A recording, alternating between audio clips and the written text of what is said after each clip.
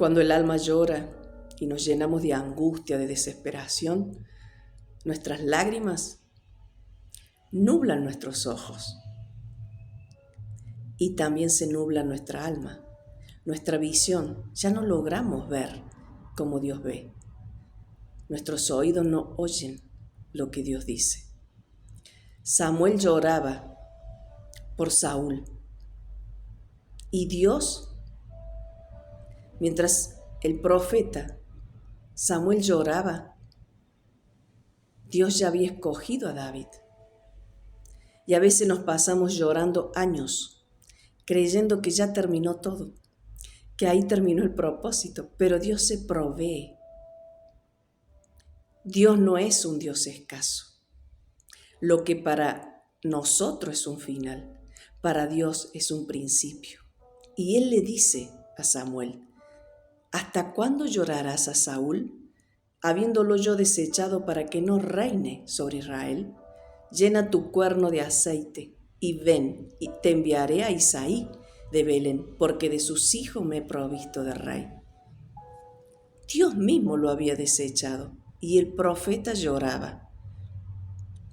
Le costaba aceptar la voluntad de Dios al profeta. Y claro, somos humanos. Claro que nos cuesta aceptar la voluntad de Dios.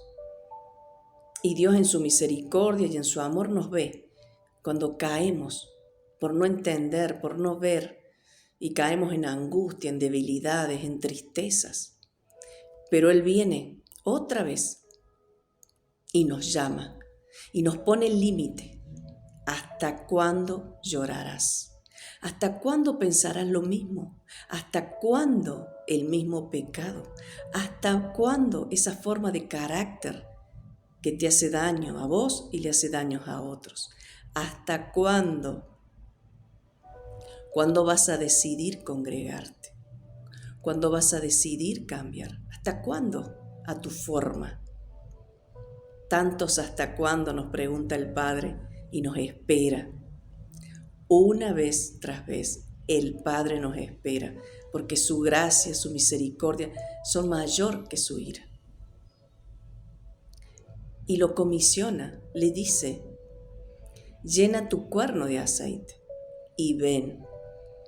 Se había secado la presencia de su Espíritu Santo en el profeta. Se había vaciado el aceite, la presencia de Dios, la voz de Dios, por estar llorando por lo que Dios había hecho. Y si lo había hecho Dios, tenía gobierno sobre la situación. Nada podía hacer el profeta. Y nos pasa a veces que nos secamos espiritualmente, nos consumimos por situaciones que no somos nosotros quienes vamos a resolverlas. Y nos toca soltar ese control, esa ansiedad de querer hacer lo que Dios no hace. Y eso le pasaba al profeta. Él lloraba a Saúl, pero Dios necesitaba que se enfocara. Había tarea para hacer. Y como hijos de Dios tenemos tarea para hacer. Dios nos llama a dejar de llorar, enfocarnos, llenarnos una vez más de su aceite, de su presencia, para comisionarnos, porque ya tiene tarea para nosotros.